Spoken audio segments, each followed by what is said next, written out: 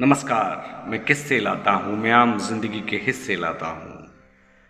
आज की कहानी जरा दिलचस्प है। इलाहाबाद के लिए चलने वाली ट्रेन में मेरी पत्नी ने जैसे ही बराबर में बैठे बुजुर्ग से बात स्टार्ट की, उसके बाद मानो मेरा गला रुन गया। मेरी पत्नी ने प्यार से उससे पूछा, बाबा कहाँ जाओगे? उसने बड़े प्यार से कहा, बिटिया मैं इलाहाबाद जाऊँगा, कुंभ की तरफ जा रहा हूँ। मेरी पत्नी ने उससे कहा कि अभी तो कुंभ स्टार्ट नहीं हुआ है, क्या कुंभ किनारे बैठकर किसी का इंतजार करोगे? बाबा ने कहा, अब तो कुंभ नहाना ही रह गया है। एक बिटिया थी जिसकी शादी कर दी और बेटी ब्याहने के बाद कुंभ नहाना ही मेरे जीवन का लक्ष्य है। लेकिन इतना कहते कहते बाबा रो पड़े थे। मेरी पत्नी ने फिर से कंधे पर हाथ रखते हुए पूछा, बाबा क्या दिक्कत है? उन्होंने कहा, मेरी बिटिया मुझसे दूर हो चुकी है। 8 दिन पहले मैंने उसकी शादी की है।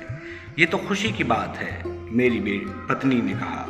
लेकिन बाबा कुछ गले को रुंधाते हुए बोले, कुछ नहीं, चलो हो गया। फिर मेरी पत्नी ने एक सवाल किया, दामाद क्या करता है? तब जो जवाब दिया वो और चौंका देने वाला था। चलिए इस कहानी में आपको अब हम आगे लेकर के चलते हैं। आगे इस कहानी में क्या हो रहा है कि आखिरकार कहाँ तक बात पहुंची है।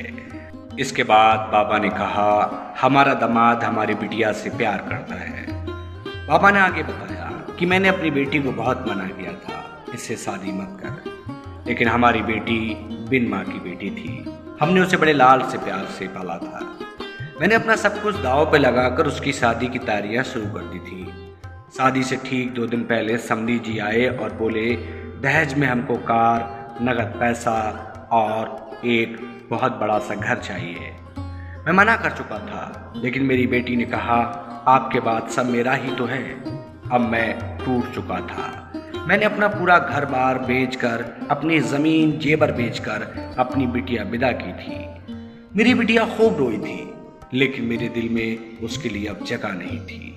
मैं समझ चुका था मेरी बेटी को मुझसे ज़्यादा अपने होने वाले पति से प्यार था। आज मैं कुंभ नहाने नहीं जा रहा हूँ, सही पूछिए तो अपनी बेटी का श्राद्ध करने जा रहा हूँ, लेकिन मन से नहीं, दिल से नहीं। मैं टूट चुका हूँ, मैं बिखर चुका हूँ।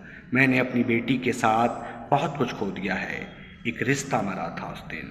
मेरी बेटी के साथ विदा हुआ था वो रिश्ता जो मैं कभी विदा नहीं करना चाहता था। इतना कहते कहते बाबा फूट फूट कर रोने लगे थे। माँ बाप का प्यार ये बच्चे कब समझेंगे?